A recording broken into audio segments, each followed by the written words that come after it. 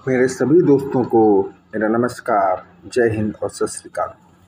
दोस्तों, प्रागैतिहासिक कला की सीरीज को जारी रखते हुए आज के वीडियो में हम दक्षिण भारत और कुछ प्रमुख स्थलों पर चर्चा करेंगे, जिसमें आप सभी का स्वागत है। दक्षिण भारत के प्रमुख प्रागैतिहासिक स्थल।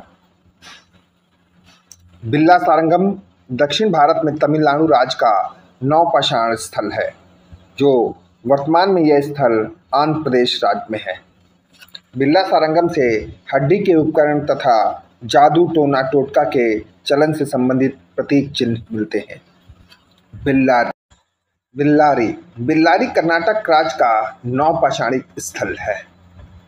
दक्षिण भारत क्षेत्र में बिल्लारी भारतवर्ष में नवपाषाणिक मानव की गतिविधियों का प्रधान केंद्र रहा है।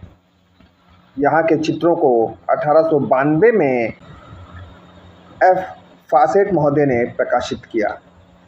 प्रागैतिहासिक स्थल बिल्लारी से अष्टकोण जादू टोना टोटका से संबंधित चित्र मिले हैं। बिल्लारी में पाए गए प्रागैतिहासिक चित्र यूरोप में स्पेन के प्रागैतिहासिक चित्रों से मिलते जुलते हैं। अगला है वायनाड एटकल। यह केरल राज्य का नवपाषाणिक स्थल है। यहाँ के चित्रों को 1901 में एफ फासेट महोदय ने प्रकाशित किया था। यहाँ पर चतुष्कोण, स्वास्तिक, सूर तथा जादू टोना टोटका से संबंधित प्रतीकात्मक चिन्ह भी मिले हैं। यहाँ पर पाई गई मानव आकृतियाँ स्पेन के कोगुल गुफा की भांति सिर पर कुछ पहने हुए हैं। अन्य प्रमुख तथ्य। दक्षिण भारत में संगनकल्लू स्थान पर शैलचित्र प्राप्त हुए हैं। प्रागैतिहासिक चित्रों की प्रेरणा प्रकृति रही है, लेकिन प्रागैतिहासिक चित्रों में प्राकृतिक या प्राकृतिक आपदाओं का चित्रण न के बराबर हुआ है। कश्मीर की सुप्रसिद्ध अमरनाथ गुफा में भी चित्रों के अवशेष मात्र रह गए हैं। प्राकृतिक की खोज में लगे आदि मानव ने प्रागैतिहासिक चित्रों में कहीं भी बादल, आकाश, पेड़ पौधे, नदी, पर्वत आदि को नहीं चित्रित किया है। भीमबेटका से एक दहाड़ता हुआ जानवर का चित्र मिलता है।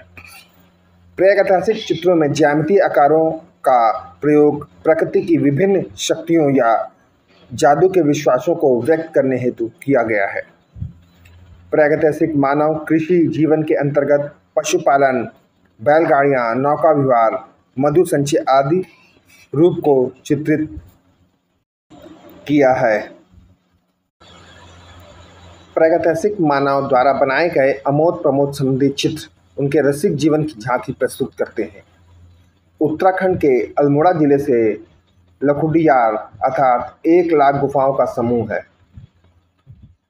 कि गुफाओं में भी प्रागैतिहासिक चित्र मिले हैं। प्रागैतिहासिक स्थल भीमबेटका में लाल गेरू से बना जंगली भैंसा का चित्र प्राप्त हुआ है, जिसमें कुछ घायल लोग भी दिखाई दे रहे हैं। भीमबेटका से जादूगर का नृत्य नामक चित्र प्राप्त हुआ है, जिसमें एक मृत प्राय जीव को तड़पते दिखाया गया है। एक जादूगर को एक बड़ा वाद्य यंत्र बजाते दिखाया गया है। क्या दोस्तों?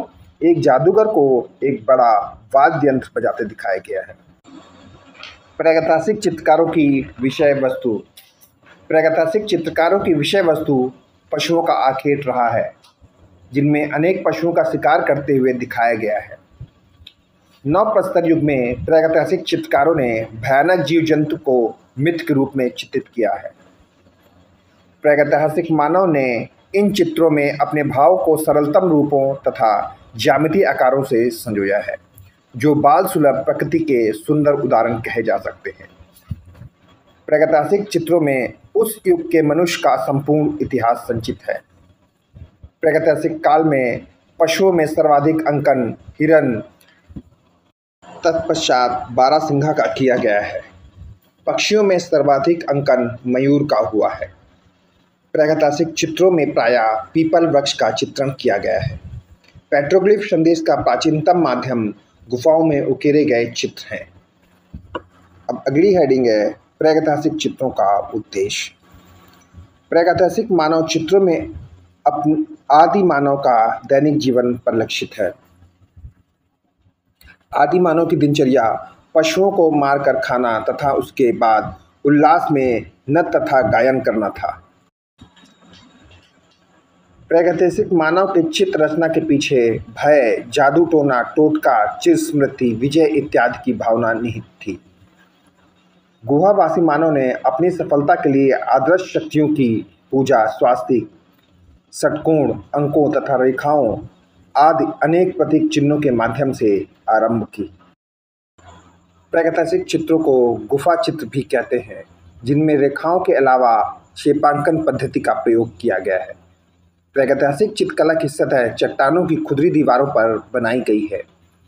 प्रागैतिहासिक मानव चित्र रचना करने के लिए रंगों में पशुओं की चर्बी मिलाया करता था और मिलाने के लिए प्याले के रूप में पशुओं के पुट्ठे की हड्डी का प्रयोग करता था।